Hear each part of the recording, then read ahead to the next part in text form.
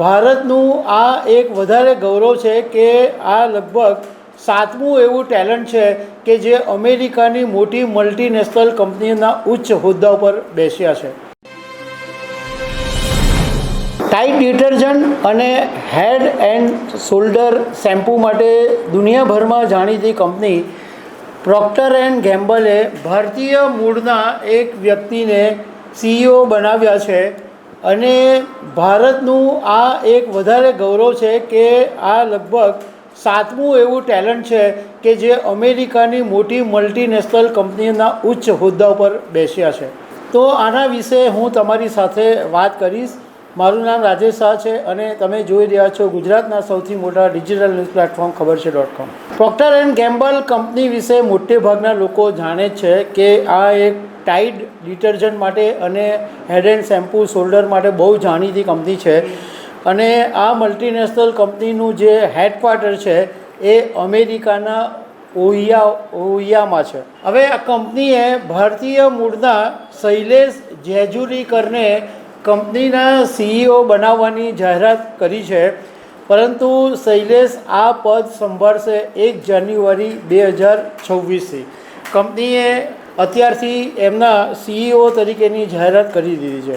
અત્યારે શૈલેષ જેજુરીકર છે એ કંપનીમાં COOના પદ ઉપર છે, ચીફ ઓપરેટિંગ ઓફિસર. અને શૈલેષ અત્યારે 58 વર્ષના છે અને એમનો જન્મ મુંબઈમાં થયો હતો. પરંતુ એમનું જે સ્કૂલિંગ છે એ હૈદરાબાદમાં થયું અને મુંબઈની એલ્ફિન્સ્ટન કોલેજમાંથી તેઓ ગ્રેજ્યુએટ થયા.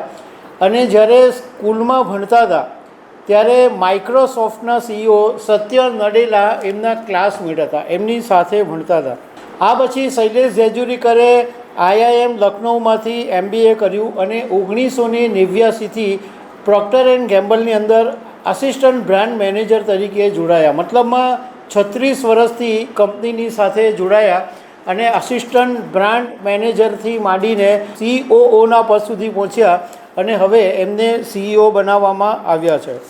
2021માં જ્યારે શૈલેષ જેજુરીકરને પ્રોક્ટર એન્ડ ગેમ્બલની અંદર ચીફ ઓપરેટિંગ ઓફિસર બનાવાયા ત્યારે તેઓ પહેલા ભારતીય હતા કે જેમને આ કંપનીની અંદર આટલું મોટું પદ મળ્યું હતું. એમના માટે એવું કહેવાય છે કે પ્રોક્ટર એન્ડ ગેમ્બલની અંદર ફેબ્રિક કેર અને હોમ કેરને ડેવલપ કરવામાં, એમને કંપનીને ઊંચાઈએ લઈ જવામાં શૈલેષ જેજુરીકરનું બહુ જ મોટું યોગદાન છે. છેલ્લા 4 વર્ષથી પ્રોક્ટર એન્ડ ગેમ્બલની અંદર CEO તરીકે ફરજ બજાવતા જ્હોન મોલરની જગ્યા હવે શૈલેષ લેશે અને જ્હોન મોલરને કંપનીના એક્ઝિક્યુટિવ ચેરમેન તરીકે ઉપર પ્રોજેક્ટ કરવામાં આવેલા છે. મહત્ત્વની વાત એ છે કે શૈલેષ જેજુરીકર જે ભારતીય મૂળના છે એમનું નામ હવે જે મોટા મોટા ટેલેન્ટ, મોટી મોટી કંપનીઓમાં જે મોટા પદ ઉપર છે એમની યાદીમાં આવી ગયું છે.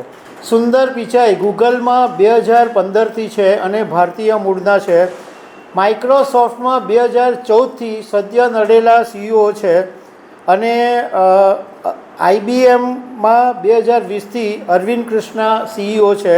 આ ઉપરાંત શાંતનુ નારાયણ 2007થી છે એડોબમાં અને નીલ મોહન 2023થી યુટ્યુબમાં CEO છે.